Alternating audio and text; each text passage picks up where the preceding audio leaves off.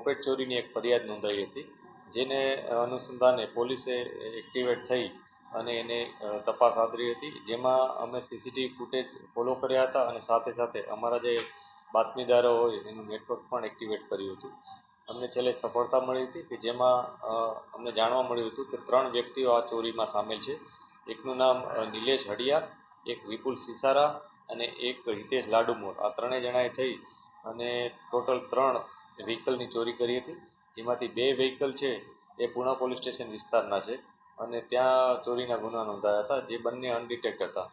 ત્યારબાદ એક જે ગોડાદરામાં ચોરીનો ગુનો નોંધાયો હતો એ પણ ડિટેક્ટ થયું છે. પોલીસે આ 3 બાઇક્સ રિકવર કર્યા છે. આ ટોટલ બાઇક્સની કિંમત 1,70,000ની આસપાસ થાય છે. આની સાથે સાથે પોલીસે એક અન્ય વ્હીકલ પણ રિકવર કર્યું છે કે જે વ્હીકલ આ લોકોએ ચોરીના ગુનામાં કામમાં લીધેલ હતું. આ વ્હીકલ હોન્ડા શ્રાઇન છે, એની કિંમત 40,000 છે, એની કિંમત 50,000 છે અને ટોટલ આવી રીતના મુદ્દામાલ પોલીસે રિકવર કર્યો છે.